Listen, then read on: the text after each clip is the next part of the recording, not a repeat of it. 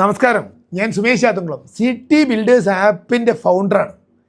ഈ city builders ആപ്പിൻ്റെ അകത്ത് കൂടെ ക്ലയൻസിന് അവരുടെ ഡ്രീം ഹോം എറൗണ്ട് 10% സേവ് ചെയ്തുകൊണ്ട് ബിൽഡ് ചെയ്യാൻ പറ്റുമോ എന്നുള്ളതാണ് ചോദ്യമെങ്കിൽ തീർച്ചയായിട്ടും പറ്റുന്നുള്ളതാണ് ഉത്തരം. അതെങ്ങനെയാണെന്ന് ഡിസ്കസ് ചെയ്യുന്ന ഡീറ്റെയിൽഡ് ആയിട്ടുള്ള വീഡിയോ ആണിത്. സിറ്റി ബിൽഡേഴ്സ് ആപ്പിൻ്റെ അകത്ത് കൂടെ ക്ലയൻസിനെ 3 തരം പ്രൊഡക്റ്റുകൾ വാങ്ങിക്കാം. ഒന്ന്, ഹൗസ് പ്ലോട്ടുകൾ 10% സേവ് ചെയ്തുകൊണ്ട് വാങ്ങിക്കാം. 2, അവരുടെ ഡ്രീം ഹോമുകൾ, വീടുകൾ, വില്ലകൾ, അവർക്ക് ഇൻഡിപെൻഡൻറ്റ് വില്ലകൾ 10% സേവ് ചെയ്തുകൊണ്ട് ബിൽഡ് ചെയ്യുക. 3, അവരുടെ ഡ്രീം അപ്പാർട്ട്മെൻറ്റ്സ്, അതായത് ഫ്ലാറ്റ്സ്, അവർക്ക് 10% മുകളിൽ സേവ് ചെയ്തുകൊണ്ട് ബിൽഡ് ചെയ്യുക. ക്ലിയർ? ഇതേപോലെ 3 മെത്തേഡിൽ കൂടെ അവർക്ക് ചെയ്യാം. ഒന്ന്, അവർക്ക് സ്വന്തമായിട്ട്, ക്ലയൻസിന് സ്വന്തമായിട്ട് പ്ലോട്ടുകൾ ഉണ്ടെങ്കിൽ ആ പ്ലോട്ടിൽ ബിൽഡ് ചെയ്യാം. 2, ഇനി അതില്ലെങ്കിൽ സിറ്റി ബിൽഡേഴ്സ് ആപ്പിൻ്റെ അകത്ത് ലിസ്റ്റ് ചെയ്തിട്ടുള്ള പ്ലോട്ടുകൾ വാങ്ങിയിട്ട് അതിൽ ബിൽഡ് ചെയ്യാം. 3, ഇനിയിപ്പോൾ അവർക്ക് സ്വന്തമായിട്ട് പ്ലോട്ടും ഇല്ല, ഈ ലിസ്റ്റ് ചെയ്ത പ്ലോട്ടുകൾ നോക്കിയപ്പോൾ അത് ലൊക്കേഷൻ ഇഷ്ടപ്പെടില്ല എന്നുണ്ടെങ്കിൽ അവർക്ക് ആ ക്ലയൻസിന് ഇഷ്ടപ്പെട്ട ലൊക്കേഷനിൽ ഒരു പ്ലോട്ട് പുതിയതായിട്ട് കണ്ടെത്തിയിട്ട് അത് ജസ്റ്റ് അവിടെ വില മാത്രം ഈ ക്ലയൻറ്റ് നിശ്ചയിച്ചാൽ ബാക്കി അതിൻ്റെ ലീഗൽ ഒപ്പീനിയൻ മുതൽ ആ പ്ലോട്ട് വാങ്ങിക്കാനുള്ള ബാങ്ക് ലോൺ, ബിൽഡ് ചെയ്യാനുള്ള ബാങ്ക് ലോൺ എല്ലാം ശരിയായിക്കൊണ്ട് നമ്മളുടെ ടീം അത് മുഴുവൻ ചെയ്തു കൊടുക്കാനുള്ള സംവിധാനവും ഉണ്ടാകും. ക്ലിയർ? ഈ ഇപ്പം 3 സ്റ്റെപ്പ്, 3 തരം പ്രൊഡക്റ്റുകളും 3 മെത്തേഡിൽ കൂടെ അവർക്കത് വാങ്ങിക്കുകയും ചെയ്യാം. ക്ലിയർ ആയെന്ന് വിചാരിക്കുന്നു. ഇനി അടുത്തത്, ഈ സിറ്റി ബിൽഡേഴ്സ് ആപ്പിൻ്റെ വർക്കിംഗ് മോഡൽ പറഞ്ഞാൽ അത് വളരെ സിമ്പിളായിട്ടുള്ള ലോജിക്കാണ്. ഈ 10% മെച്ചം കിട്ടിക്കൊണ്ട് എങ്ങനെയാണ് ഈ അവനവൻ്റെ ക്ലയൻസിൻ്റെ ഡ്രീം ഹോം ബിൽഡ് ചെയ്യുക എന്ന് പറഞ്ഞാൽ അത് വളരെ സിമ്പിളായിട്ടുള്ള ലോജിക്കാണ്.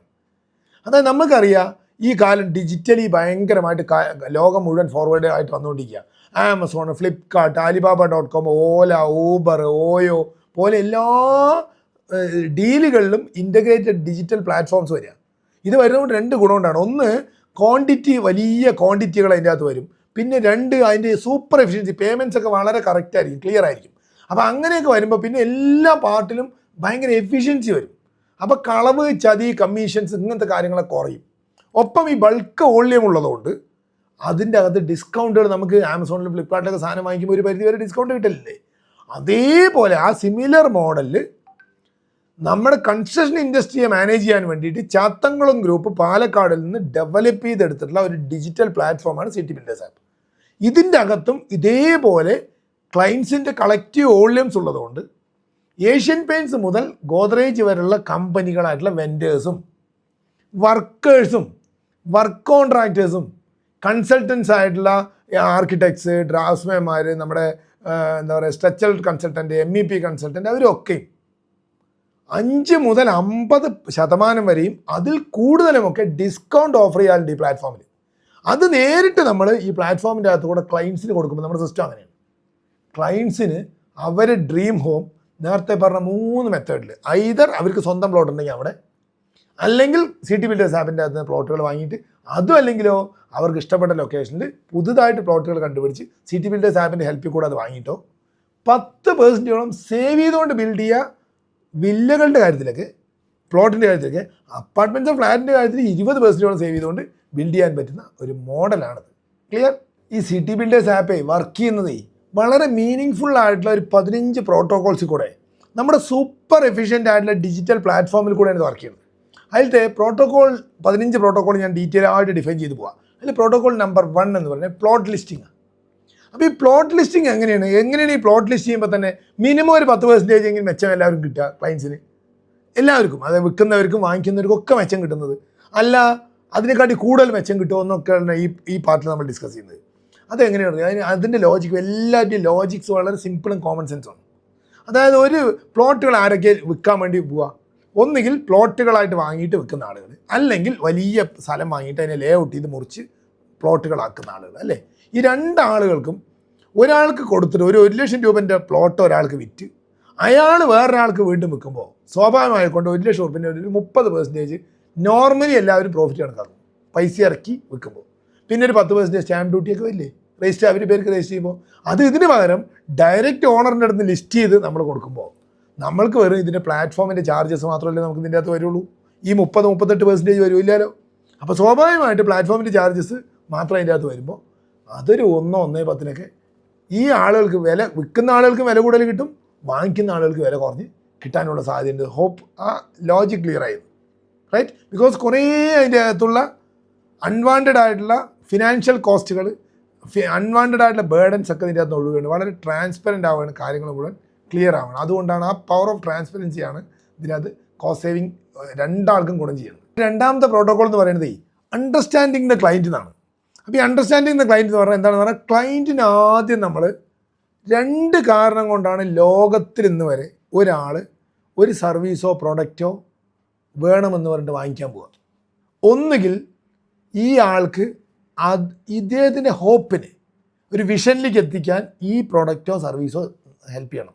അല്ലെങ്കിൽ അവർക്കൊരു പെയിൻ ഉണ്ടാവും, ആ പെയിനിനെ അഡ്രസ്സ് ചെയ്യണം, പെയിനിനെ മാറ്റണം. ഈ 2 കാരണം കൊണ്ട് ഇന്ന് വരെ ലോകത്ത് ഒരാൾ ഒരു സാധനം വാങ്ങിക്കുള്ളൂ. ഒന്നുകിൽ പ്രതീക്ഷ, അല്ലെങ്കിൽ നമ്മുടെ ഒരു പ്രശ്നം തീർക്കല്. Very simple, clear? അപ്പോൾ ഇതെന്താണെന്ന് ഐഡൻറ്റിഫൈ ചെയ്യണം.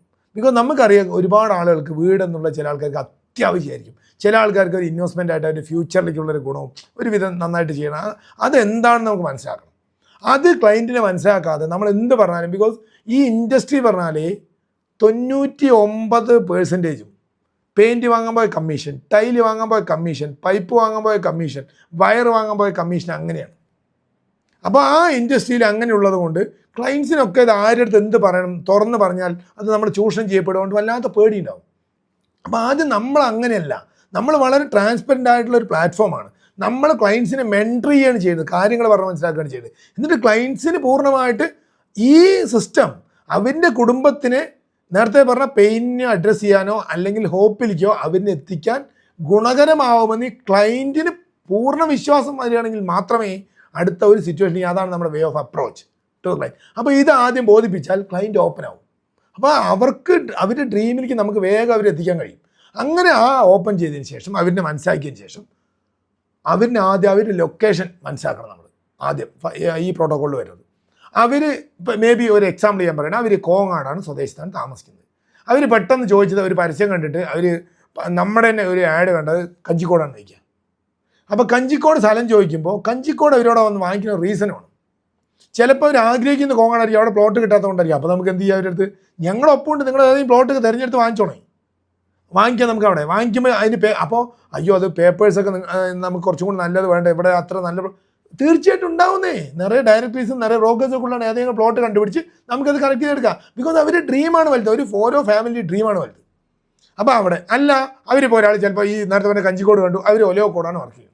അപ്പോൾ എന്താ പാലക്കാടിൻ്റെയും കോങ്ങാടിൻ്റെയും ഒലവക്കോടിൻ്റെ ഇടയിലാവാം, റൈറ്റ്? ഇത് ഞാൻ ഒരു എക്സാമ്പിളാണ് പറഞ്ഞത്. അപ്പോൾ അങ്ങനെ അവരുടെ ഏത് ലൊക്കേഷനിലേക്കാണ് അവരുടെ ഫാമിലിക്ക് മാച്ച് ആവുന്നത്, ആ മാച്ച് ആവുന്ന ലൊക്കേഷനിലേക്ക് നമ്മൾ നേരത്തെ പറഞ്ഞുള്ള 3 മെത്തേഡിൽ കൂടെ ഏത് വേണമെങ്കിൽ, ഒന്നിലെ ഓൺ പ്ലോട്ട്, അല്ലെങ്കിൽ ലിസ്റ്റഡ് പ്ലോട്ട്, അല്ലെങ്കിൽ പുതിയത് വാങ്ങിയിട്ടോ, എങ്ങനെ വേണമെങ്കിൽ മാച്ച് ചെയ്യാം. ക്ലിയർ ആയ സംഗതി ലൊക്കേഷൻ.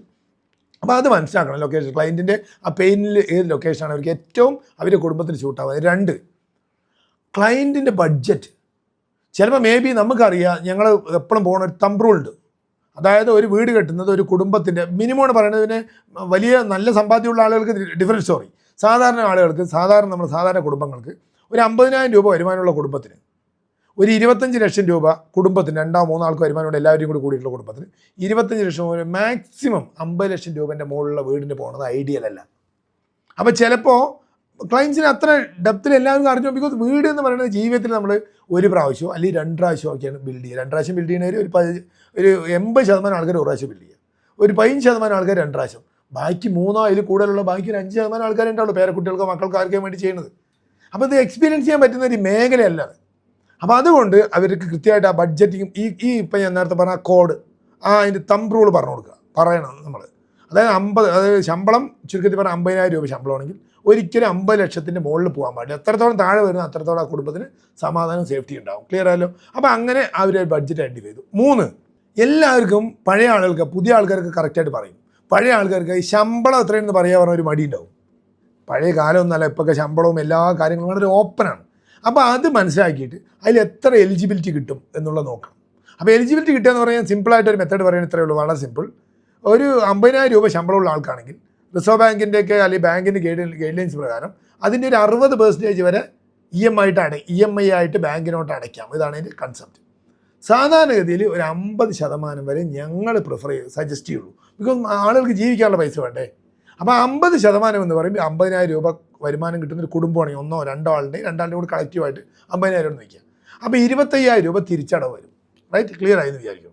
ഒപ്പം നമ്മൾക്ക് നമ്മുടെ ഫോണിൽ EMI കാൽക്കുലേറ്റർ എടുത്തിട്ട് അതിൻ്റെ അകത്ത് 1 ലക്ഷം രൂപയ്ക്ക് ഇപ്പോഴത്തെ ഇൻട്രസ്റ്റ് റേറ്റ് എന്ന് പറഞ്ഞാൽ 7.4 മാറുന്നതിനനുസരിച്ച് നിങ്ങൾക്ക് മാറ്റിയിടാം. 7.4 ഇട്ടിട്ട് ഒരു 30 വയസ്സ്, അതായത് ഒരു ഇന്ത്യൻ എംപ്ലോയിഡ് ആയിട്ടുള്ള ഒരാൾക്ക് 70 വയസ്സ് വരെയും, ഒരു NRI പുറത്തവണയും വർക്ക് ചെയ്യുന്ന ആൾക്കാരെ 60 വയസ്സ് വരെയും കൺസിഡർ ചെയ്യും. അപ്പോൾ മേ ബി നമ്മുടെ ഏജ്, ഒരാളുടെ ഏജ് ഒരു 25 വയസ്സാണെന്ന് വയ്ക്കുക. 25 വയസ്സാണെങ്കിൽ 60 വയസ്സ് വരെ or 30 year, which ever comes earlier.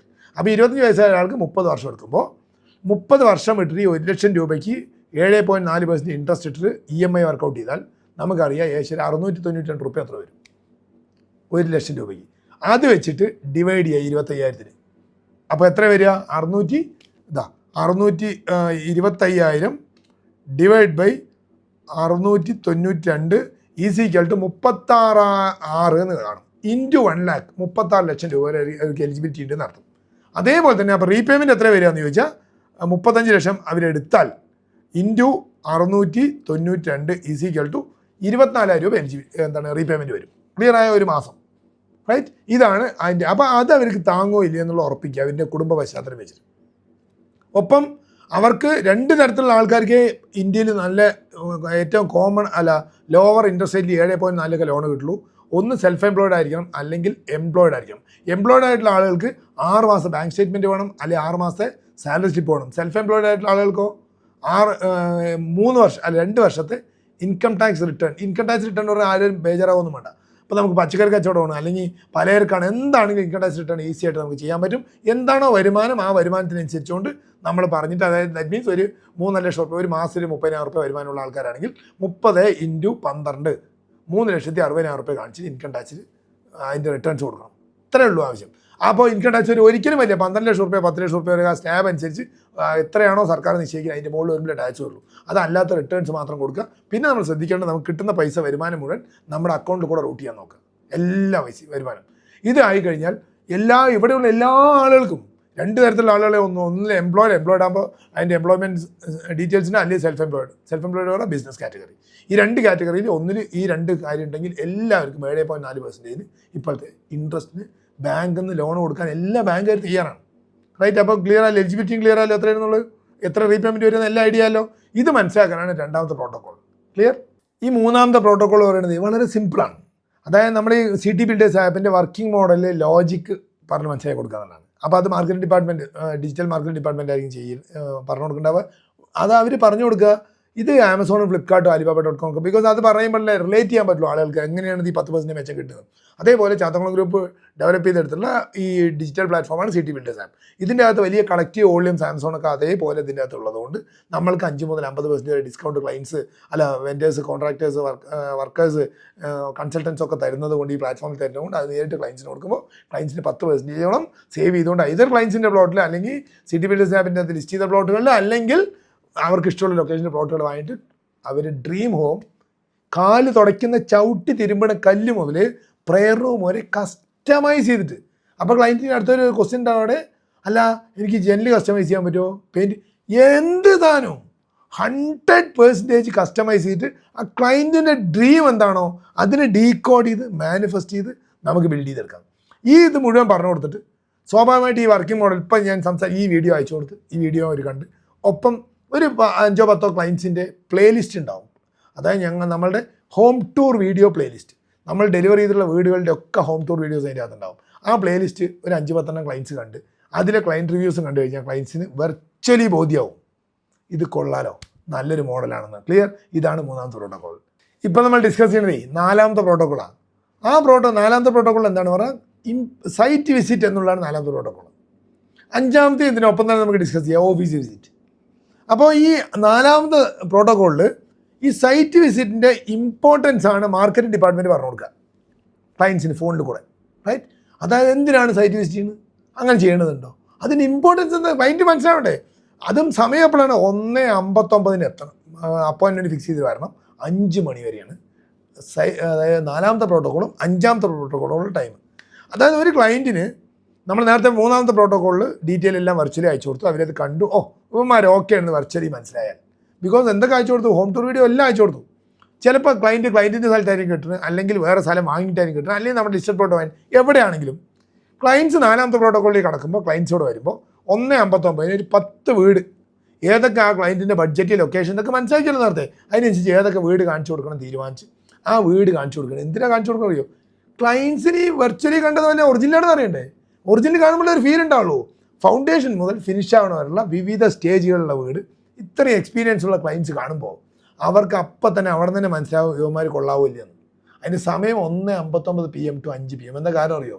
രാവിലെ നമ്മുടെ ഈ ക്ലയൻറ്റ് സപ്പോർട്ട് എന്ന് പറയുന്ന ഡിപ്പാർട്ട്മെൻറ്റ് ബാങ്കുകൾ, രജിസ്ട്രേഷൻ അങ്ങനത്തെ വർക്കുകളൊക്കെയാണ് അവർക്ക് ചെയ്യാൻ ഷെഡ്യൂൾ ചെയ്തിരിക്കുന്നത്. ബിക്കോസ് ഇത് നമ്മൾ വളരെ ഷെഡ്യൂൾഡ് ആയിട്ട് വളരെ സ്റ്റാൻഡേർഡൈസ്ഡ് ആയിട്ട് പ്ലാൻ എല്ലാം ചെയ്യുമ്പോഴേ കോസ്റ്റ് എഫക്റ്റീവ്നെസ് വരുള്ളൂ. ഇൻഡയറക്ട്ലി കോസ്റ്റ് എഫക്റ്റീവ്നെസ് വന്നാൽ അതല്ലേ നമുക്ക് ക്ലയൻസിന് പാസ് ചെയ്യാൻ പറ്റുള്ളൂ. അതുകൊണ്ടാണ് എല്ലാം വളരെ സ്ട്രക്ചേർഡ് ആയിട്ട് പോകുന്നത്. അപ്പോൾ ക്ലയൻറ്റ് വിസിറ്റ് എന്ന് പറയുന്നത്, അല്ലെങ്കിൽ സൈറ്റ് വിസിറ്റ് എന്ന് പറയുന്ന സമയം ക്ലയൻറ്റ് സപ്പോർട്ട് ഡിപ്പാർട്ട്മെൻറ്റ് ചെയ്യുന്നത് 1:59 മുതൽ 5 മണി വരെ ആയിരിക്കും. അങ്ങനെ ഒരു 10 വീടൊക്കെ അവിടുന്ന് കണ്ട് ക്ലിയർ ആയിട്ട് ക്വാളിറ്റിയും എക്സിക്യൂഷൻ എങ്ങനെയാണ്, എക്സിക്യൂഷൻ്റെ നീറ്റ്നെസ്, അതിൻ്റെ സ്റ്റാൻഡേർഡൈസേഷൻ ഒക്കെ സൈറ്റിൽ നിന്ന് മനസ്സിലാക്കി ഇവന്മാർ കൊള്ളാമോ ഇല്ലേ, കൊള്ളാം എന്നുള്ളൊരു പൊസിഷനിലായിട്ട് ക്ലയൻറ്റ് നേരെ ഈ ക്ലയൻറ്റ് വരുമ്പോൾ ഓർമ്മ വേണം, ക്ലയൻറ്റ് പറ്റി ഒരാളല്ല 5 വീട്ടിൽ എത്ര ആളുണ്ടോ അവരെല്ലാവരും കൂടി വരണം. റീസൺ എന്താ പറഞ്ഞാൽ ആ സ്റ്റേക്ക് ഹോൾഡേഴ്സ് എല്ലാവരും, ബിക്കോസ് വീടല്ലേ ഇത് ഭയങ്കര ഇമോഷണലി കണക്റ്റഡ് അല്ലേ. അപ്പോൾ ഇമോഷണലി കണക്റ്റഡ് ആയിട്ടുള്ള സാധനത്തിൽ ടാപ്പ് അവിടെ വെക്കണം, അവിടെ വീട്ടിലെ ഓരോരുത്തർക്കും ഒരു അഭിപ്രായം ഉണ്ടാവും. ടാപ്പ് അവിടെ വേണം, പൂജാ റൂം അവിടെ വേണം. അപ്പോൾ ഇതെല്ലാം സിങ്കറൈസ് ചെയ്ത് ആ ക്ലയൻറ്റിൻ്റെ ഡ്രീമിനനുസരിച്ചൊരു വീട് വരെ വന്നാലേ നമ്മൾ ജയിക്കുള്ളൂ. അതേപോലെ തന്നെ അതിന് കണക്റ്റഡ് ആയിട്ട് 5ാമത്തെ പ്രോട്ടോകോൾ അതാണ് ഓഫീസ് വിസിറ്റ്. അപ്പോൾ ഈ ഓഫീസ് വിസിറ്റിലേക്ക് ഇവിടെ വരുമ്പോൾ ആദ്യം അവരെ ഡിഫൈൻ ചെയ്ത് എക്സ്പ്ലെയിൻ ചെയ്യുക. ഇപ്പോൾ ഞാൻ പറഞ്ഞില്ല ഈ 5ാമത്തെ പ്രോട്ടോകോളിൽ നമ്മൾ നിൽക്കണമെങ്കിൽ 15 പ്രോട്ടോകോളും ക്ലയൻറ്റിന് എക്സ്പ്ലെയിൻ ചെയ്യും ആദ്യം. അത് കഴിഞ്ഞാൽ നമ്മുടെ അവിടെ SOP ഉണ്ടാവും, standard operating procedure to build a home. അതായത് ഓരോ വീടിനും ഓരോ സെപ്പറേറ്റ് SOP ആണ് നമ്മൾ ക്രിയേറ്റ് ചെയ്യുക. ആ SOPയിൽ ആദ്യത്തെ പാർട്ടാണ് ക്ലയൻറ്റിൻ്റെ ഡ്രീമിനെ ഡീകോഡ് ചെയ്യുന്ന, ഡീകോഡ് ചെയ്യുക പറഞ്ഞാൽ ഞങ്ങളുടെ ടീം മനസ്സിലാക്കുന്ന റിക്വയർമെൻറ്റ് ഷീറ്റ്. റൈറ്റ്? ആ റിക്വയർമെൻറ്റ് ഷീറ്റ് നമ്മൾ മനസ്സിലാക്കി. ഇതിനു മുമ്പ് ആ റിക്വയർമെൻറ്റ് ഷീറ്റ് നമ്മൾ മനസ്സിലാക്കി. അതിന് മുമ്പ് റിക്വയർമെൻറ്റ് ഷീറ്റിൻ്റെ മുമ്പ് തന്നെ ബാങ്ക് ലോൺ അവർക്ക് അപ്രൂവ് ചെയ്തിട്ടുള്ള പേപ്പർ ഉണ്ടാവും. അതായത് പ്രിലിമിനറി സാങ്ഷൻ ലെറ്റർ നമ്മൾ ബാങ്കിൽ നിന്ന് വാങ്ങിക്കും, ടൈപ്പ് ചെയ്തിട്ട് അതിൻ്റെ ലെറ്റർ ഉണ്ടാവും. അത് കഴിഞ്ഞാൽ ഈ റിക്വയർമെൻറ്റ് ഷീറ്റ് ഉണ്ടാവും. റിക്വയർമെൻറ്റ് ഷീറ്റ് കഴിഞ്ഞ് കഴിഞ്ഞാൽ ഫ്ലോർ പ്ലാൻ ഉണ്ടാവും. അതായത് ഒരു വീടിൻ്റെ ഫ്ലോർ പ്ലാൻ പറഞ്ഞാൽ വെറുതെ ഫ്ലോർ പ്ലാൻ ആയിരിക്കില്ല, അതിൻ്റെ അകത്ത് ഫർണിച്ചർ ലേഔട്ട് അടക്കം കറക്റ്റ് ആയിരിക്കും. അപ്പോൾ നമുക്ക് ഒരു ബെഡ്റൂമിൻ്റെ അകത്ത് സ്പേസ്, ബെഡ് ഇട്ടുണ്ടാവുക സ്കെയിൽഡ് ആയിരിക്കും, അപ്പുറത്ത് ഡ്രസ്സിംഗ് ടേബിൾ ഉണ്ടാവും. അപ്പോൾ ഇതെല്ലാം മാർക്ക് ചെയ്തിട്ടുണ്ടാകുമ്പോൾ നമുക്ക് നടക്കാനുള്ള സ്ഥലമൊക്കെ അതിൻ്റെ ഇടയിൽ കൂടെ ഉണ്ടോ, സ്പേസ് ഉണ്ടോ, ഇതെല്ലാം നമുക്ക് മനസ്സിലാവും. വളരെ ക്ലാരിറ്റിയോട് ബോധ്യം മനസ്സിലായി. അപ്പോൾ എന്തിനാണ് ഈ ഫ്ലോർ പ്ലാൻ എന്നുള്ളത്. അത് കഴിഞ്ഞ് എലിവേഷൻ സാധാരണ 4 തരം എലിവേഷൻസ് ഉണ്ടാവുക. ഒന്ന് കേരള സ്റ്റൈൽ, ഒന്ന് കണ്ടംപററി, ഒന്ന് കൊളോണിയൽ, ഒന്ന് ബീച്ച് വ്യൂ റിസോർട്ട്സിൻ്റെ ഒക്കെ പോലെ ഗ്ലാസ് ഒക്കെ വൺ സൈഡായിട്ട്. അങ്ങനെ അത് ഏത് വേണ്ടി നമുക്ക് ഓപ്റ്റ് ചെയ്യാം ക്ലയൻറ്റിൻ്റെ ഇഷ്ടത്തിനനുസരിച്ച്. പിന്നെ ഉള്ളത് കൊളോണിയൽ, നമ്മുടെ ഈ നിയമസഭാ മന്ദിരമൊക്കെ കാണുമായിരുന്നു, നമ്മുടെ ഇന്ത്യ ഗേറ്റ് ഒക്കെ പോലുള്ള കൊളോണിയൽ സ്ട്രക്ചേഴ്സ്, അത് വളരെ ലോങ് ലാസ്റ്റിംഗ് ആയിരിക്കും. പിന്നെ കേരള സ്റ്റൈൽ, നമ്മുടെ സാധാരണ കേരളത്തിൽ. അങ്ങനെ 4 സ്റ്റൈൽ, അല്ലെങ്കിൽ ഇതിൻ്റെ മിക്സോ എങ്ങനെ വേണമെങ്കിൽ നമുക്ക് ചെയ്യാം. ആ എലിവേഷൻസ്. അത് കഴിഞ്ഞാൽ സ്ട്രക്ചറൽ ഡ്രോയിങ് ഉണ്ടാവും അതിൻ്റെ അകത്ത്. അത് കഴിഞ്ഞാൽ ഡീറ്റെയിൽഡ് ആയിട്ടുള്ള വർക്കിംഗ് ഡ്രോയിങ്സ് ഉണ്ടാവും. അതും കഴിഞ്ഞ് കഴിഞ്ഞാൽ ഡീറ്റെയിൽഡ് ആയിട്ടുള്ള material estimate stage vice, detailed ആയിട്ടുള്ള ലേബർ എസ്റ്റിമേറ്റ് സ്റ്റേജ് വൈസ്. ഇതൊക്കെ കാണുമ്പോൾ എല്ലാവർക്കും ആ ഓരോ വീടിനും ആ SOP കാണുമ്പോൾ ആളുകൾക്ക് മനസ്സിലായി എത്രത്തോളം സ്റ്റാൻഡേർഡൈസ്ഡ് ആയിട്ടാണ് നമ്മൾ ചെയ്യുന്നത്. ചുരുക്കി ഒന്നും കൂടി പറയുകയാണെങ്കിൽ പെയിൻറ്റിൻ്റെ കളർ കോഡും ടൈലിൻ്റെ കളർ കോഡും വരെ ഫ്രീസ് ചെയ്തിട്ടായിരിക്കും ആദ്യത്തെ കയക്കോട്ട് മണ്ണെടുക്കുക എന്നർത്ഥം സൈറ്റിൽ. അത്രയും സ്റ്റാൻഡേർഡൈസ്ഡ് ആയിരിക്കും കാര്യങ്ങൾ പോകും. ഇത് മനസ്സിലാവും. അത് മനസ്സിലായി കഴിഞ്ഞാൽ ഇപ്പോൾ മേ ബി ഫോർ എക്സാമ്പിൾ ക്ലയൻറ്റിന് 1000 സ്ക്വയർ ഫീറ്റ് ആണ്, അല്ലെങ്കിൽ 1500 ആണ്, 2000 എത്ര വാട്ട്സ് ഓവർ സ്ക്വയർ ഫീറ്റ്, എത്ര സ്ക്വയർ ഫീറ്റ് ആണെങ്കിലും അത്രയും സിമിലർ സ്ക്വയർ ഫീറ്റ് ഇതിന് മുമ്പ് തൊട്ട് മുമ്പ് വേറെ ഏതെങ്കിലും ഒരു ക്ലയൻറ്റിൻ്റെ കഴിഞ്ഞ ആ ക്ലയൻറ്റിൻ്റെ ഒരു ലെഡ്ജറിൻ്റെ കോപ്പി പ്രിൻ്റ് എടുത്ത് അതും കയ്യിൽ കൊടുക്കുമ്പോൾ ആ ക്ലയൻറ്റിന് ബോധ്യമാകും ഓരോ രൂപയും എന്തിനു വേണ്ടിയിട്ടാണ് ചിലവാക്കിയിരിക്കുന്നത്. ഇവന്മാർ ഈ പറയുന്ന 10% ഇതിൻ്റെ അത് മെച്ചം കിട്ടുന്നുണ്ടോ ഇല്ലയോ എന്ന് ബോധ്യം വന്നാൽ അപ്പോഴേക്കും നമ്മുടെ ഒരു എന്താ പറയുക ഓഫീസ് കൾച്ചറും ഒരു ഫാമിലീസ് ലെവലിലുള്ളൊരു സിറ്റുവേഷനാണ്. അതായത് മഹാഭൂരിപക്ഷവും 90% എനിക്ക് ലേഡി സ്റ്റാഫാണ് കൂടുതൽ ഉള്ളത്. അപ്പോൾ ദാറ്റ് മീൻസ് കുറച്ചും കൂടി ആളുകളുടെ അല്ലെ ആ ഫാമിലിയുടെ ആ റിക്വയർമെൻറ്റിൻ്റെ ആ ഡെപ്ത് വാല്യൂ മനസ്സിലാക്കിയിട്ട് അതിനനുസരിച്ച് ചെയ്ത് കൊടുക്കാനാണ് ലേഡി സ്റ്റാഫ് കൂടുതൽ എൻഗേജ് ചെയ്തിരിക്കുന്നത്. എല്ലാ എക്സിക്യൂഷനും സൈറ്റ് എൻജിനീയേഴ്സും എല്ലാവരും അങ്ങനെ തന്നെ ആയിരിക്കും. അപ്പോൾ അതൊക്കെ കാണുമ്പോൾ ഒരു ട്രസ്റ്റ് വർത്തിനെസ് അവിടെ ബിൽഡാവും. അത് ബിൽഡായിട്ട് യെസ് ഓക്കെ എന്നവർക്ക് ബോധ്യം വരികയാണെങ്കിൽ ജസ്റ്റ് ബുക്ക് ചെയ്യുക, പോവുക, ബാക്കി എല്ലാ കാര്യങ്ങളും ഞങ്ങൾ നോക്കിക്കോളും. ഇതിൻ്റെ അകത്ത് ഒരു പ്രത്യേകതയും കൂടി ഉണ്ട്, ലെഡ്ജറും കൂടി കണ്ടിട്ട് നിങ്ങൾ ബോധ്യമാകുമ്പോൾ. അതായത് സാധാരണ കൺവെൻഷണൽ മെത്തേഡിലുള്ള കൺസ്ട്രക്ഷൻ വീട് കിട്ടുമ്പോൾ ഒക്കെ എസ്പെഷ്യലി ഒരു 20/80 എന്നുള്ളൊരു കൺസെപ്റ്റിലാണ് പോകുന്നത്. എന്താ 20/80 അറിയോ? 20% പ്ലാൻ വരയ്ക്കുക, ഒരു 80% സൈറ്റിൽ എക്സിക്യൂട്ട് ചെയ്യുക. ഇതാണ് സാധാരണ പ്ലാൻ. നമ്മുടെ പ്ലാൻ ഇങ്ങനെയല്ല. ഒരു 40-20-20-20 എന്നുള്ള റേഷ്യോയിലാണ് നമ്മൾ റൺ ചെയ്യുന്നത്. അതായത് 40% നമ്മൾ സമയം ആദ്യം ക്ലയൻറ്റിനെ അണ്ടർസ്റ്റാൻഡ് ചെയ്യാനും ക്ലയൻറ്റ് നമ്മൾ അണ്ടർസ്റ്റാൻഡ് ചെയ്യാൻ എടുക്കും. അതാണ് ഈ പ്രോട്ടോകോൾസ് മുഴുവൻ 2, 3, 4, 5 ഒക്കെ. അതായത് ക്ലയൻറ്റിന് നമ്മൾ മനസ്സിലാക്കണം, ക്ലയൻറ്റ് ഞങ്ങളെ പരീക്ഷിക്കുന്നു, ഉപന്മാരിതിന് കൊള്ളാവോ എന്ന് പരീക്ഷിക്കുന്നു. 40%. അടുത്ത 20%മാണ് ജസ്റ്റ് ആ ക്ലയൻറ്റിൻ്റെ റിക്വയർമെൻറ്റ് ഷീറ്റ് അതെല്ലാം മനസ്സിലാക്കിയിട്ട് നമ്മൾ പ്ലാന് എല്ലാ സാധനവും പ്രിപ്പയർ ചെയ്യണം, SOP. അടുത്ത 20% ഈ പ്രിപ്പയർ ചെയ്ത സ്കീമിംഗ് എന്നാണ് ആ പ്രിപ്പയർ ചെയ്യുന്നതിന് പറയുക. അടുത്ത 20% സോഴ്സിങ്. ഈ പ്രിപ്പയർ ചെയ്ത ഈ പ്ലാനിൽ വരച്ച അല്ലെങ്കിൽ ഈ ഫയൽ SOPൻ്റെ അകത്തുള്ള സാധനങ്ങളൊക്കെ എവിടെ കിട്ടുക, എവിടെ കടയിൽ പോയി വാങ്ങിക്കാൻ പാടില്ല, കടയിൽ പോയി വാങ്ങിച്ചാൽ കോസ്റ്റ് കൂടില്ലേ. അത് ഡയറക്റ്റ് മാനുഫാക്ചറുടെ അടുത്ത് ത്രൂ അവൻ്റെ ഡിസ്ട്രിബ്യൂഷൻ ചാനലിൽ കൂടെ തന്നെ എങ്ങനെയാണ് വരിക പ്രോപ്പറായിട്ട്, നമുക്ക് എങ്ങനെ സപ്ലൈ കിട്ടുമോ ഇല്ലയോ. അത് കിട്ടുകയാണെങ്കിൽ ഡയറക്റ്റ് മാനുഫാക്ചറുടെ അടുത്ത് വില നെഗോഷിയേറ്റ് ചെയ്യുന്നത്. അതാണ് അടുത്ത 20.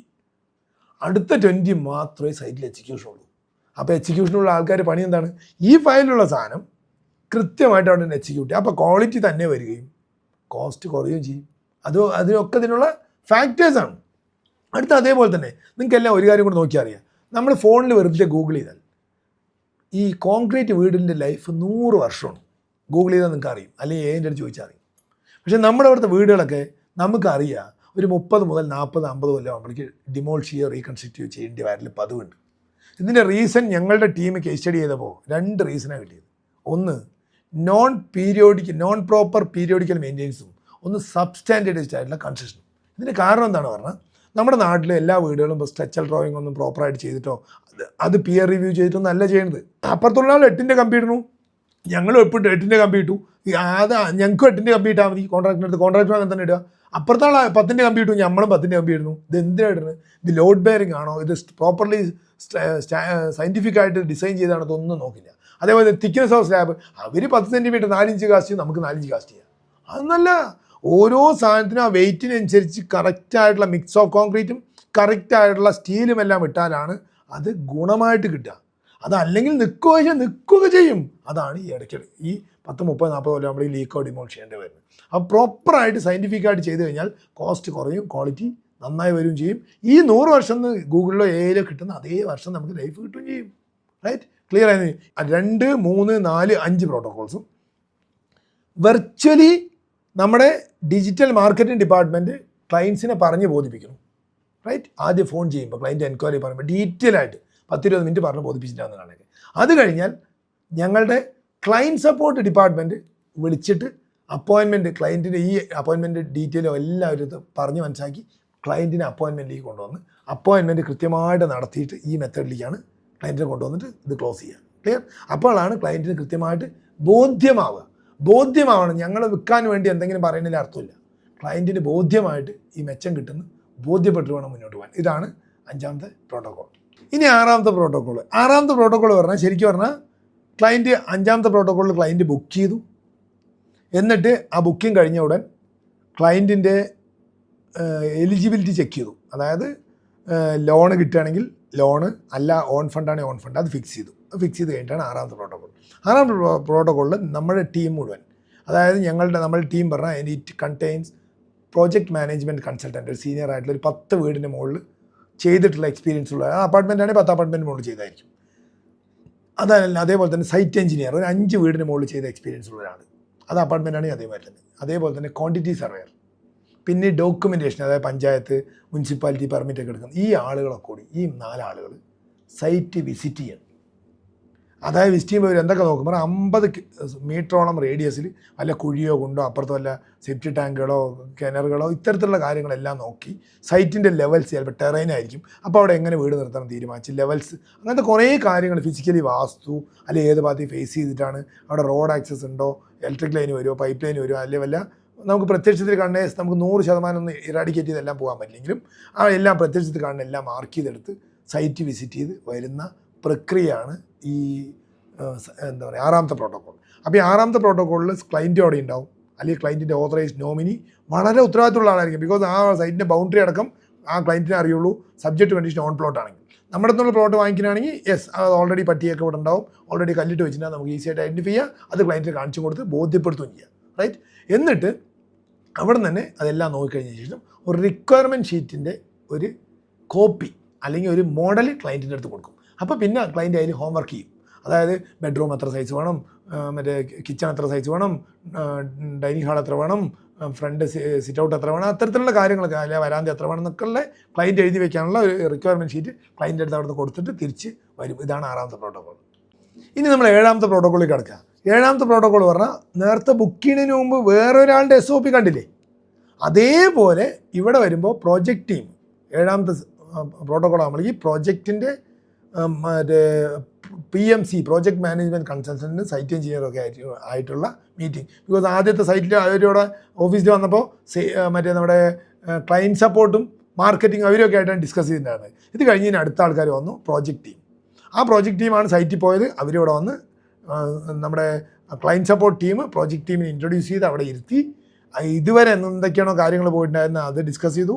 ഈ നേരത്തെ പറഞ്ഞിട്ടുള്ള അവിടെ നേരത്തെ സൈറ്റിൽ ഇതിന് മുമ്പത്തെ പ്രോട്ടോക്കോളിൽ 6ാമത്തെ പ്രോട്ടോക്കോളിൽ സൈറ്റ് വിസിറ്റ് കഴിഞ്ഞപ്പോൾ അവിടെ നിന്ന് കൊടുത്ത മറ്റേ റിക്വയർമെൻറ്റ് ഷീറ്റ് എടുത്ത് വീണ്ടും റിവ്യൂ ചെയ്ത് അതിൻ്റെ ഡെപ്തായിട്ട് ഡിസ്കസ് ചെയ്ത് ഈ പഴയ വേറൊരു ക്ലയൻറ്റിൻ്റെ SOP അവിടെ കൊണ്ട് വെച്ച് ഒപ്പം ഈ ക്ലയൻറ്റിൻ്റെ SOP എങ്ങനെ ആയിരിക്കും, അതിൻ്റെ അകത്ത് എന്തൊക്കെ വരുമെന്ന് പൂർണ്ണമായിട്ട് ക്ലയൻറ്റിനെ പറഞ്ഞ് മനസ്സിലാക്കി ഡിസ്കസ് ചെയ്ത് അതിനെ വിഷ്വലൈസ് ചെയ്ത് ക്ലയൻറ്റിൻ്റെ ഡ്രീമിനെ ഡീകോഡ് ചെയ്ത് റിക്വയർമെൻറ്റ് ഷീറ്റ് ഫിനിഷ് ചെയ്യും. റൈറ്റ്. ഒപ്പം ഇൻറ്റീരിയേഴ്സ് എന്തെങ്കിലും ചെയ്യേണ്ടതുണ്ടോ, ബിക്കോസ് ഇൻറ്റീരിയേഴ്സൊക്കെ ഇതിനോടൊപ്പം തന്നെ ചെയ്തു പോകുമ്പോൾ ഇതേ ലോണിൻ്റെ അകത്ത്, ബിക്കോസ് ഹൗസിംഗ് ലോൺ പറഞ്ഞാൽ ലോങ് ടേം ആയിരിക്കും, 10-30 വർഷം റീപേയ്മെൻറ്റും കിട്ടും. ഇൻറ്റീരിയേഴ്സ് എല്ലാം ഇതിൻ്റെ അകത്ത് തന്നെ ചെയ്തു പോകുമ്പോൾ ഇതിൻ്റെ അകത്ത് ഈ ഹൗസിംഗ് ലോണിൻ്റെ അകത്ത് നിൽക്കും. അതിന് പകരം ഇപ്പം ചെയ്യാതെ പിന്നീട് പേഴ്സണൽ ലോണോ വല്ലതും എടുത്തു പോയി ഇൻട്രസ്റ്റും കൂടും, റീപേയ്മെൻറ്റും കൂടുതലാവും. അപ്പോൾ എന്തുകൊണ്ട് നമുക്ക് ചെയ്യണമെന്നുണ്ടെങ്കിൽ അത് ഇതിനോടൊപ്പം തന്നെ ചെയ്യുക തന്നെയാണ് ഐഡിയലി ഗുഡ്. പിന്നെ ഫർണിച്ചേഴ്സ്, ഫിക്ചേഴ്സ്, പിന്നെ അതേമാതിരി മറ്റേ എക്യുപ്മെൻറ്റ്സ്, ഹൗസ് ഹോൾഡ് എക്യുപ്മെൻറ്റ്സ്, ഇതെല്ലാം നമുക്ക് ഇതിൻ്റെ അകത്ത് ചെയ്ത് പോകാൻ പറ്റുന്നതാണ്. അതൊക്കെ എന്തൊക്കെ വേണം, എന്താണ് ക്ലയൻറ്റിൻ്റെ ഡ്രീം, അതിന് ഡീകോഡ് ചെയ്ത് അതായത് റിക്വയർമെൻറ്റ് ഷീറ്റ് ഫുൾഫിൽ ചെയ്ത് വാങ്ങി അന്ന് അത് ഐദർ ഈ പ്രോട്ടോക്കോള് ഓൺലൈൻ ചെയ്യാം, ഓഫ്ലൈൻ ചെയ്യാം. ക്ലയൻറ്റിന് താല്പര്യമുണ്ട് സൈറ്റിൽ ഇവിടെ തന്നെ നാട്ടിൽ തന്നെയുള്ള ക്ലയൻറ്റാണ് ഓഫ്ലൈനാണ് ഏറ്റവും ബെറ്റർ, കുറച്ചും കൂടി മീനിങ് ഫുൾ ആയിരിക്കും. അല്ലെങ്കിൽ ഓൺലൈനിൽ പോകാം, ഒരു കുഴപ്പമില്ല. ഓൺലൈൻ ആണെങ്കിലും അതിനനുസരിച്ച് നേരത്തെ ടൈമൊക്കെ ഫിക്സ് ചെയ്ത് അതിനനുസരിച്ച് മുന്നോട്ട് പോയിട്ട് ചെയ്യാം. ഇതാണ് 7ാമത്തെ പ്രോട്ടോക്കോൾ. 8ാമത്തെ പ്രോട്ടോക്കോൾ പറയുന്നത് ഈ 7ാമത്തെ പ്രോട്ടോക്കോളിൽ കൂടെ അവർ ഡ്രീമിനെ ഡീകോഡ് ചെയ്തെടുത്തു, എന്തിൽ കൂടെ റിക്വയർമെൻറ്റ് ഷീറ്റ് കൂടെ. 8ാമത്തെ പ്രോട്ടോക്കോളിൻ്റെ ഉള്ളിൽ 2-3 പ്രാവശ്യം ഒരു ഗ്രൂപ്പ് ക്രിയേറ്റ് ചെയ്ത്, വാട്സപ്പ് ഗ്രൂപ്പ് അല്ലെങ്കിൽ എല്ലാവരും കൂടെയുള്ള ഗ്രൂപ്പ് ക്രിയേറ്റ് ചെയ്ത് അതിൻ്റെ അകത്ത് കൂടെ ഈ റിക്വയർമെൻറ്റ് ഷീറ്റ് പ്രകാരം പ്ലാൻ്റെ ഔട്ട്ലൈന് ഇത്തരത്തിലുള്ള കാര്യങ്ങളെല്ലാം ക്ലയൻറ്റിന് പ്ലാൻ്റെ ഫ്രീസ് ചെയ്തിട്ടുണ്ടാവും. അതിനുശേഷം എലിവേഷൻസ് എങ്ങനെയാണ് വേണ്ടത്, ഞാൻ നേരത്തെ പറഞ്ഞ എലിവേഷൻസ് ഏത് വേണമെന്ന് ഫിക്സ് ചെയ്തിട്ടുണ്ടാവും. അതിനുശേഷം ആ എലിവേഷൻ അനുസരിച്ചുള്ള സ്ട്രക്ചറൽ ഡ്രോയിങ് ചെയ്തിട്ടുണ്ടാവും. അതിനനുസരിച്ചുള്ള MEP ഇതൊക്കെ വരച്ച് ക്ലിയർ ചെയ്തിട്ടുണ്ടാവും. അതാണ് 8ാമത്തെ പ്രോട്ടോക്കോൾ. അത് കഴിഞ്ഞിട്ട് ഇതെല്ലാം ആ ഗ്രൂപ്പിൻ്റെ അകത്ത് കൂടെ തന്നെ ഡിസ്കഷൻ നടത്തി ഇതെല്ലാം ഫിക്സ് ചെയ്തതിന് ശേഷം ഒരു ഐദർ ഓൺലൈൻ ഓർ ഓഫ്ലൈനുള്ള ക്ലയൻറ്റ് മീറ്റിംഗ് 3ാമത്തെ, അതാണ് 8ാമത്തെ പ്രോട്ടോക്കോൾ. ക്ലിയർ ആയെന്ന് വിചാരിക്കും. എന്തിനു വേണ്ടിയിട്ട്? ഇപ്പോൾ നമ്മൾ അത്രയും ക്ലാരിറ്റി കൊണ്ടുവരികയാണ് കാര്യങ്ങൾക്ക്. ഇനി അടുത്തത് 8ാമത്തെ പ്രോട്ടോക്കോൾ കഴിഞ്ഞ് 9ാമത്തെ. 8ാമത്തെ പ്രോട്ടോക്കോൾ എന്തൊക്കെ ഫ്രീസായി, മറ്റേ ഓൾമോസ്റ്റ് SOPൻ്റെ മുഴുവനായി. അതായത് മറ്റേ പ്ലാനായി, എലിവേഷനായി, മറ്റേ സ്ട്രക്ചറൽ ഡ്രോയിങ് ആയി, MEP ആയി, ഇതെല്ലാം കഴിഞ്ഞു. ഇനി 9ാമത്തെ പ്രോട്ടോക്കോളിൽ വരുന്നത് പെയിൻറ്റിൻ്റെ കളർ കോഡും ടൈലിൻ്റെ കളർ കോഡും ബ്രാൻഡുകൾ സ്പെസിഫിക്കേഷനൊക്കെ 8ാമത്തെ പ്രോട്ടോക്കോളിൽ ഫിക്സ് ചെയ്തു. 9ാമത്തെ ഇതാകുമ്പോഴേക്ക് ഏത് കമ്പനിയാണ് വേണ്ടത്, അതിൻ്റെ ഏത് മോഡലാണ്. ഫോർ എക്സാമ്പിൾ ഇപ്പോൾ ജാഗ്വറിൻ്റെ എന്നുള്ള കമ്പനി ഫിക്സ് ചെയ്തു. ജാഗ്വറിൻ്റെ ഇന്ന മോഡലാണ് ടാപ്പ് ഉദ്ദേശിക്കുന്നതടക്കം ഈ 9ാമത്തെ പ്രോട്ടോക്കോളിൽ ഫിക്സ് ചെയ്തു. മോഡലടക്കം, ബ്രാൻഡ്, മോഡൽ.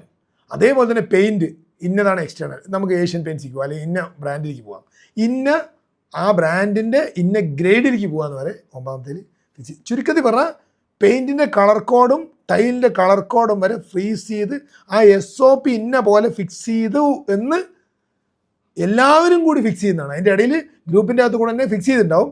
എന്ന് ഫിക്സ് ചെയ്താലും കൃത്യമായി കൊണ്ട് എല്ലാവരും കൂടി ആ മീറ്റിങ്ങിലാണ്, 9ാമത്തെ പ്രോട്ടോക്കോൾ മീറ്റിങ്ങിലാണ് അത് ഫിക്സ് ചെയ്ത് എല്ലാവരും കൺഫർമേഷൻ വാങ്ങിക്കുക. ഗ്രൂപ്പിൻ്റെ അകത്തുള്ള നമ്മുടെ സ്റ്റേക്ക് ഹോൾഡേഴ്സ് ആയിട്ടുള്ള കുടുംബത്തിന് എല്ലാവരും.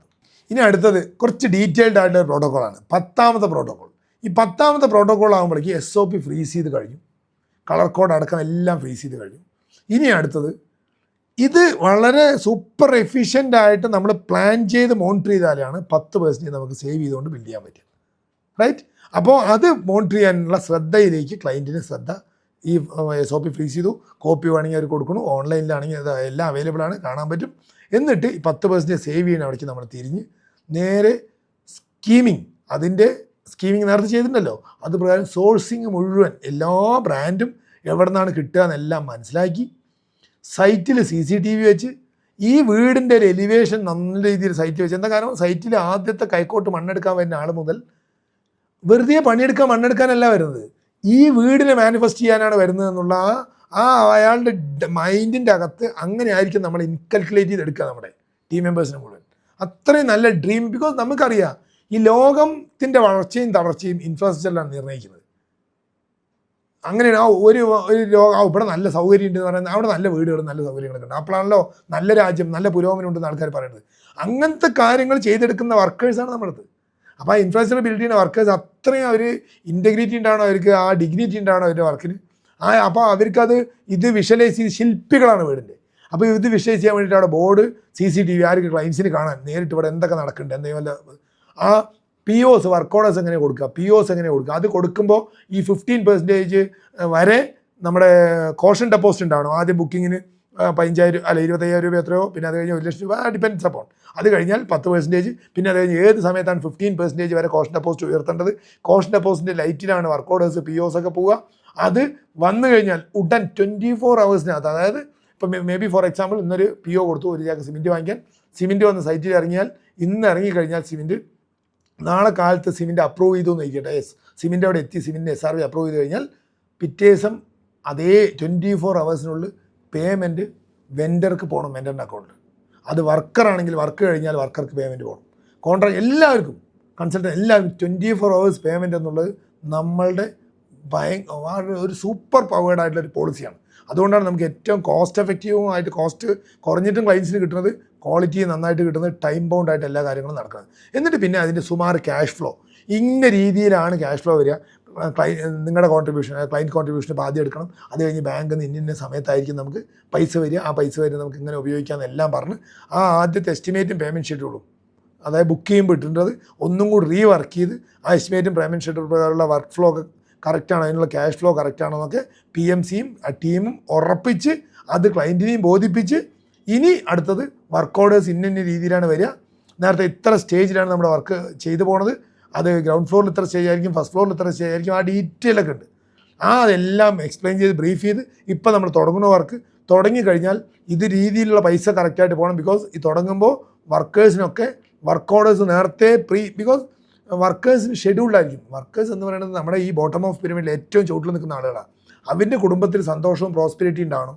അവർ അനാവശ്യമായിട്ട് രാവിലെ എണിച്ച് പണിക്ക് വന്നിട്ട് പണിയില്ലാതൊന്നും ആവരുത്. അത് ഭയങ്കരമായിട്ടുള്ള അപ്പോഴാണ് ഈ കോസ്റ്റ് കൂടുന്നതും അവരുടെ വീട്ടിലെ പ്രോസ്പെരിറ്റി ഒക്കെ ഡൗൺ ആവുന്നത്. അപ്പോൾ അതൊന്നും ഇല്ലാതിരിക്കണമെങ്കിൽ വെൽ പ്ലാൻഡ് ആയിരിക്കും, വെൽ ഓർഗനൈസ്ഡ് ആയിരിക്കും, അതിനനുസരിച്ചായിരിക്കും കാര്യങ്ങൾ പോകുന്നത്. അപ്പോൾ നമുക്ക് അതിനൊക്കെ ഈ ഇപ്പോൾ കൺവെൻഷൻ മെത്തേഡിലുള്ള അല്ലെങ്കിൽ പഴയഞ്ചൻ മെത്തേഡിലുള്ള പല പ്രശ്നങ്ങളിലും തരണം ചെയ്ത് കുറേ സിസ്റ്റമാറ്റിക് ആക്കാൻ പറ്റും. ഇതാണ് 10ാമത്തെ പ്രോട്ടോകോൾ. അപ്പോൾ ദാറ്റ് മീൻസ് ഇതിൻ്റെ script of manifesting the home കൃത്യമായിക്കൊണ്ട് ഷെയർ ചെയ്ത് ക്ലയൻറ്റും ക്ലയൻറ്റിൻ്റെ ഫാമിലിയും ദാറ്റ് മീൻസ് അവിടെയുള്ള സ്റ്റേക്ക് ഹോൾഡേഴ്സ് മുഴുവനും ഞങ്ങളുടെ എക്സിക്യൂട്ട് ചെയ്യുന്ന മാനേജ്മെൻറ്റ് ടീമും കോൺട്രാക്ടറും വർക്കേഴ്സും എല്ലാം പൂർണ്ണ അർത്ഥത്തിൽ ഉൾക്കൊണ്ട് അത് ബ്രീഫ് ചെയ്ത് ബോധ്യപ്പെടുത്തുന്നതാണ് 10ാമത്തെ പ്രോട്ടോകോൾ.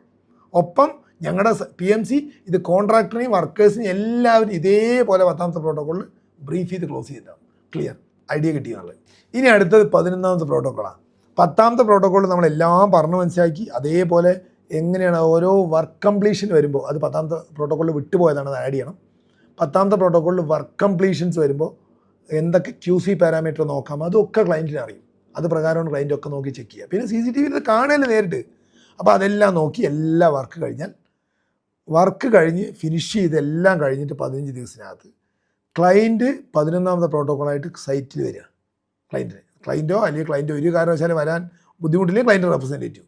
എന്നിട്ട് വീഡിയോ കോൾ, ക്ലയൻറ്റ് പുറത്താണ് വീഡിയോ കോളും ഓരോ ഭാഗങ്ങളും. ബിക്കോസ് നമ്മൾ വേറൊരു വീടും വേറൊരു സാഹചര്യത്തിലാണ് ഇതുവരെ ജീവിച്ചത്. ഈ വീട്ടിലേക്ക് വരുമ്പോൾ സ്വാഭാവികമായിട്ട് നമുക്ക് ടാപ്പ് ആ പഴയ വീട്ടിൽ ജീവിച്ച പോസ്റ്റിലായിരിക്കില്ല, വേറെ സ്ഥലത്തായിരിക്കും, കിടക്കുന്ന വേറെ രീതിയിലിരിക്കും, സ്വിച്ച് വേറെ ആയിരിക്കും. അപ്പോൾ ഒരു ഇൻകൺവീനിയൻസ് ഫീൽ ചെയ്യും.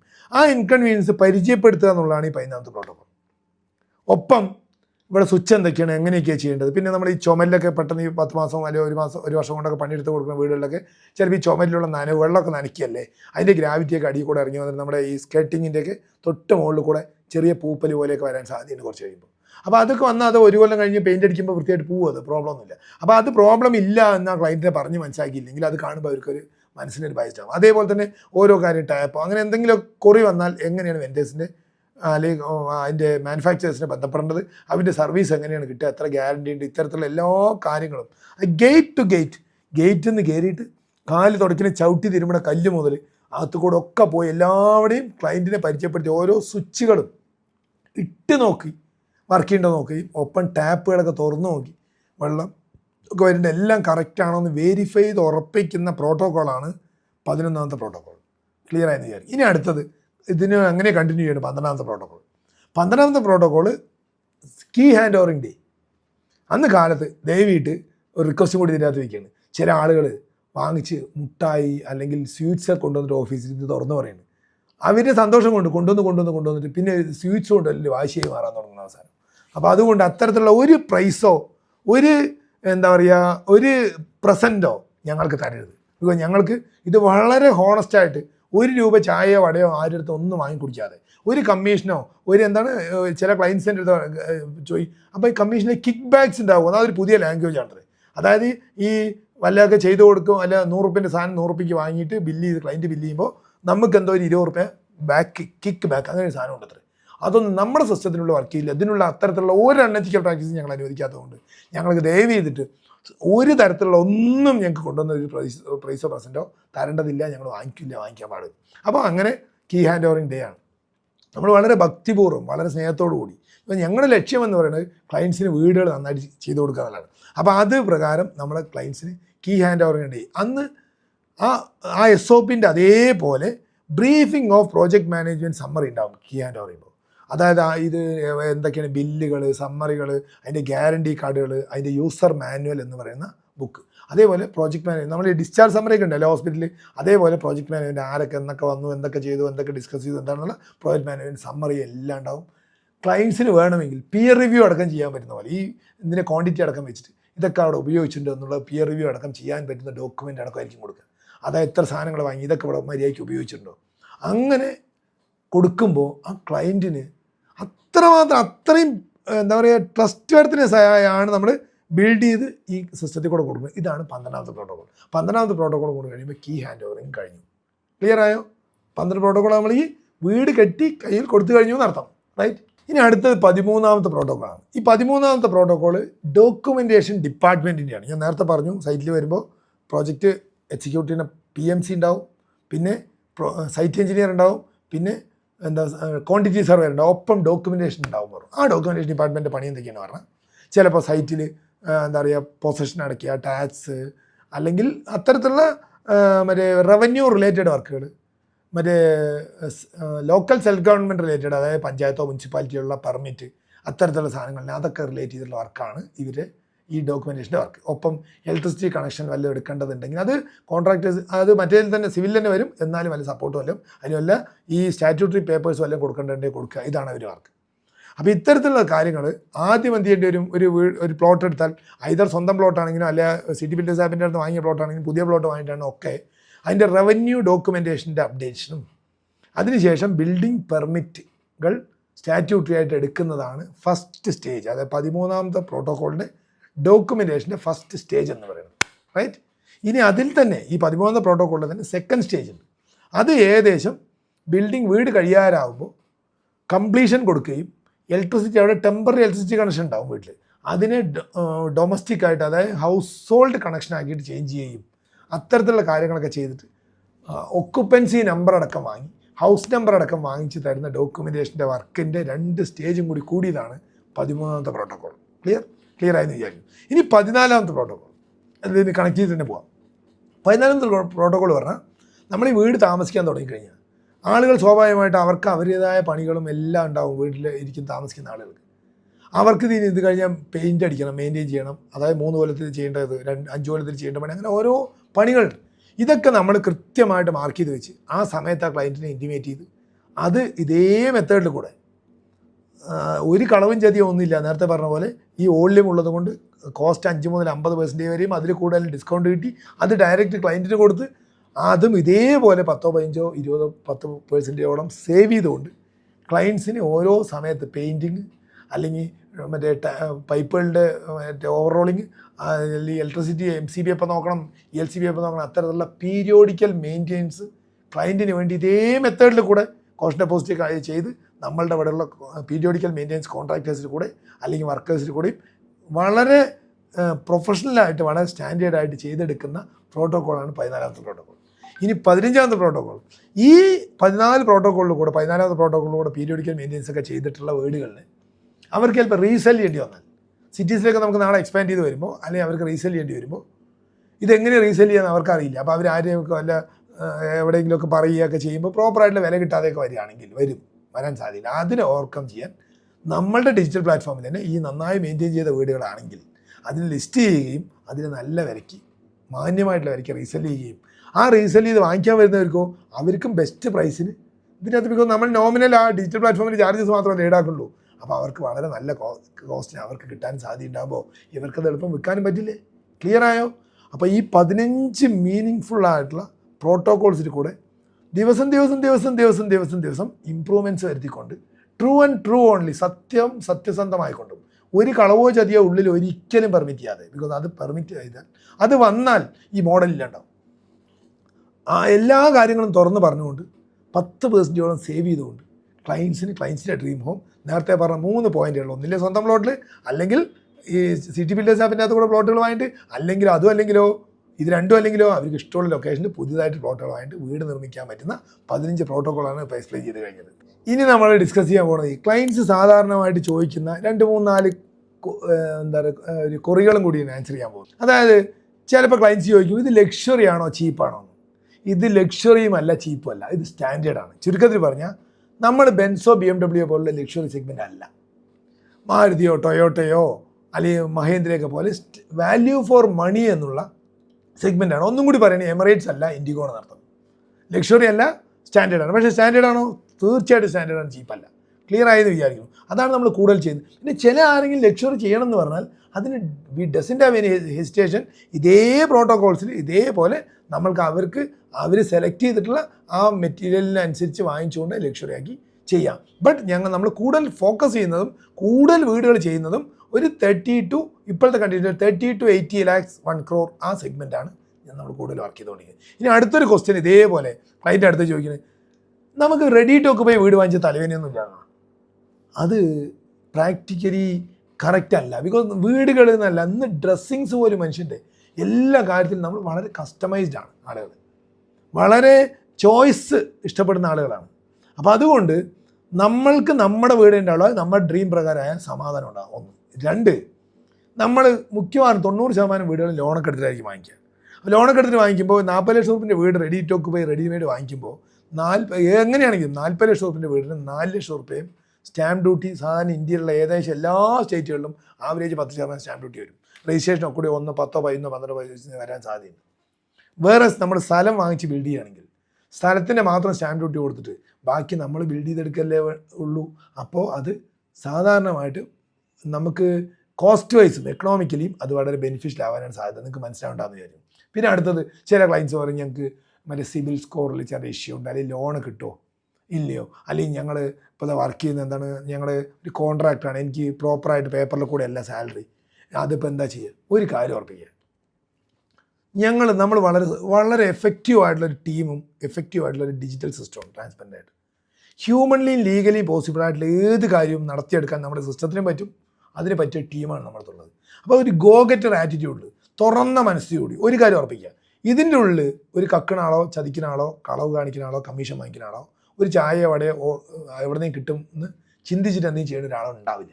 ഈ സിസ്റ്റം അങ്ങനെ വർക്ക് ചെയ്യില്ല. അപ്പോൾ അതുകൊണ്ട് ഒരു ട്രസ്റ്റ് നിങ്ങളെല്ലാവരുടെയും വന്ന് നേരത്തെ പറഞ്ഞ കാര്യങ്ങളെ മോഡൽ മനസ്സിലാക്കി സൈറ്റ് കണ്ട് ഓഫീസിലേക്ക് വന്ന് ആ ഒരു വിശ്വാസം നിങ്ങൾക്ക് ഫീൽ ചെയ്യുന്നത് ട്രസ്റ്റ് വർത്തൻസ് ബിൽഡ് ചെയ്യാൻ പറ്റുകയാണെങ്കിൽ തീർച്ചയായിട്ടും വിശ്വസിച്ച് ഒപ്പം നിൽക്കുക. നിങ്ങളുടെ ഡ്രീം ഹോം നിങ്ങളുടെ ഡ്രീമിനനുസരിച്ച് കോസ്റ്റ് 10% സേവ് ചെയ്ത് ബിൽഡ് ചെയ്ത് തരുമ്പോഴേ ഞങ്ങൾ ജയിക്കുള്ളൂ. ഇതിലാണ് ഞങ്ങൾ നിൽക്കുന്നത്. അതേപോലെ തന്നെ നമുക്കറിയാം, ഞാൻ നേരത്തെ ഒരിക്കൽ എക്സ്പ്ലെയിൻ ചെയ്താണ്, നമ്മുടെ ഈ ഇൻഡസ്ട്രി പറഞ്ഞാൽ 99% പെയിൻറ്റ് വാങ്ങുമ്പോൾ കമ്മീഷൻ, വയർ വാങ്ങിക്കാൻ പോയ കമ്മീഷൻ, ടൈല് വാങ്ങാൻ പോയ കമ്മീഷൻ, ടാപ്പ് വാങ്ങിക്കാൻ പോയ അങ്ങനെയാണ്. ഇത് നമ്മളുടെ സിസ്റ്റം ഡിജിറ്റൽ പ്ലാറ്റ്ഫോം ആയതുകൊണ്ട് നമ്മുടെ policy true and true only എന്നുള്ളതായതുകൊണ്ടും നമ്മുടെ ഉള്ളിൽ ഒരാൾ അത്തരത്തിലുള്ള ഒരു കമ്മീഷനോ ചായയോ വടയോ വാങ്ങി കുടിക്കാനോ ഉണ്ടാവില്ല. അതൊട്ട് ഈ ഡിജിറ്റൽ സിസ്റ്റത്തിനകത്ത്, ഈ സൂപ്പർ എഫിഷ്യൻ സിസ്റ്റത്തിനകത്ത് അതൊട്ട് വർക്ക് ചെയ്യില്ല. ചുരുക്കത്തിൽ പറഞ്ഞാൽ സീറോ കറപ്ഷനായിരിക്കും ഡിജിറ്റൽ സിസ്റ്റത്തിൻ്റെ അകത്ത്. അത് ഉറപ്പിക്കുക. ഒപ്പം ഈ സൂപ്പർ എഫിഷ്യൻസിയും കൂടി വരുമ്പോൾ സ്വാഭാവികമായിട്ട് എന്താവും, കോസ്റ്റ് വളരെ കുറയുകയും ക്വാളിറ്റി വളരെ നന്നാവുകയും ചെയ്യും. അപ്പോൾ ഇൻ ഷോർട്ട് ചുരുക്കത്തിൽ പറയുകയാണെങ്കിൽ ഇനിയിപ്പോൾ എന്താ നോക്കാനുള്ളത്, ബാങ്ക് ലോൺ മുതൽ എല്ലാ കാര്യങ്ങളും കൺസ്ട്രക്ട് ചെയ്ത് അതിൻ്റെ പീരിയോഡിക്കൽ മെയിൻ്റെനൻസ് ഹാൻഡ് ഓവർ ചെയ്ത് പീരിയോഡിക്കൽ മെയിൻ്റെനൻസ് ചെയ്ത് വേണമെങ്കിൽ റീസെല്ലിങ് വരെ ചെയ്യാൻ പറ്റുന്ന ഒരു സൂപ്പർ എഫിഷ്യൻ്റ് ആയിട്ടുള്ള ഡിജിറ്റൽ പ്ലാറ്റ്ഫോമാണിത്. ഇനി ഒപ്പം ഇൻ ഷോർട്ട് ഒന്നും കൂടി പറയുകയാണെങ്കിൽ ചുരുക്കത്തിൽ പറഞ്ഞാൽ ക്ലയൻസിന് അവരുടെ കുടുംബത്തിൻ്റെ ഡ്രീം ഹോം, അത് ഫ്ലാറ്റ് ആയിക്കോട്ടെ വീടായിക്കോട്ടെ, ഈ ഡിജിറ്റൽ സിസ്റ്റത്തിൻ്റെ അകത്ത് കൂടെ ഐദർ അവർക്ക് സ്വന്തമായിട്ട് പ്ലോട്ട് ഉണ്ടെങ്കിൽ അതിൽ, അല്ലെങ്കിൽ CT ബിൽഡേഴ്സ് ആപ്പിൻ്റെ അതുകൂടെ പ്ലോട്ടുകൾ വാങ്ങിയിട്ട്, അല്ലെങ്കിലോ വേറെ ഏതെങ്കിലും ലൊക്കേഷനിൽ പുതുതായിട്ട് പ്ലോട്ടുകൾ കണ്ടെത്തിയിട്ട് സീറോ കറപ്ഷനിൽ ഓൺലൈൻ ആയിക്കൊണ്ട് വളരെ കൺവീനിയൻസിൽ അവർക്ക് 10% എറൗണ്ട് സേവ് ചെയ്തെടുക്കാനുള്ള ഒരു സംവിധാനമാണിത്. ഇനി എന്താ ആലോചിക്കാനാ? ഇത് ഞാനിപ്പോൾ ഈ പറയുന്നത് ഈ കേട്ടത് മുഴുവൻ ഫിസിക്കലി പോയിട്ട് കണ്ട് എക്സ്പീരിയൻസ് ചെയ്തിട്ട് ബുക്ക് ചെയ്ത് മുന്നോട്ട് പോവുക. നിങ്ങളുടെ വീട് ചെയ്ത് തരേണ്ട ഉത്തരവാദിത്വം ഞങ്ങളുടെ ടീം എടുക്കണം. Thank you so much. സുമാർ 10% സേവ് ചെയ്തുകൊണ്ട് നിങ്ങളുടെ ഡ്രീം ഹോം ക്വാളിറ്റിയോടുകൂടി ബിൽഡ് ചെയ്തെടുക്കാൻ പറ്റും പറഞ്ഞാലേ അതങ്ങോട്ട് വിശ്വാസം വരുന്നില്ല അല്ലേ? അത് വളരെ സിമ്പിൾ ആയിട്ടുള്ള ലോജിക്കാണ്.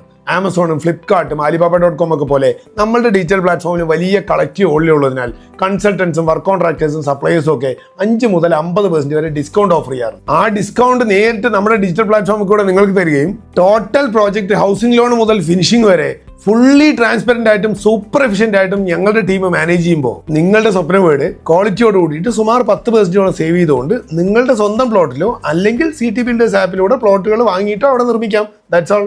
നീ കളഭമാടുന്ന നേരം ആ പരിമളം എന്റെ വീട് കണ്ടാലും our home it's like awesome. സമയമേ ബിൽഡർക്ക് കൊടുത്തിട്ടുണ്ടെങ്കിൽ അവരൊരു എമൗണ്ട് പറയും, അത് നമ്മളങ്ങോട്ട് കണ്ണുടച്ച് കൊടുക്കുകയാണ്. അതിൽ എന്തൊക്കെയാണെന്നുള്ളത് നമുക്ക് അറിയില്ല. ഞാൻ ഹാപ്പിയാണ് ഈ പ്രൊജക്റ്റില്. Okay, wish you all the best. പക്ഷെ ഞങ്ങൾ ഇതിൽ 100% സാറ്റിസ്ഫാക്ഷൻ ആണ്. ഞങ്ങളെ ചീറ്റ് ചെയ്തില്ല. ടീം നന്നായി സപ്പോർട്ട് ചെയ്തു. എല്ലാവരും നിങ്ങളെല്ലാം സപ്പോർട്ട് ചെയ്യും. എല്ലാവരോടും നന്ദിയുണ്ട്. കംപ്ലീറ്റ് ചെയ്തു വന്ന ഈ ലാസ്റ്റ് ഒരു 15 ഡേയ്സിലാണ് നല്ലൊരു ഔട്ട്കം വന്നപ്പോൾ എന്തായാലും ഇനി ഇവിടെ തന്നെ താമസിക്കാന്ന് പ്ലാൻ ചെയ്തു. നമ്മൾ മുംബൈയിൽ നിന്ന് ഒഴിവാക്കി പാലക്കാട് വരാൻ തീരുമാനിച്ചു. Thanks to Chathankulam. A fully super efficient digital system that helps clients to build their dream home by saving around 10%. CT Builders app, an innovation of Chathamkulam Group.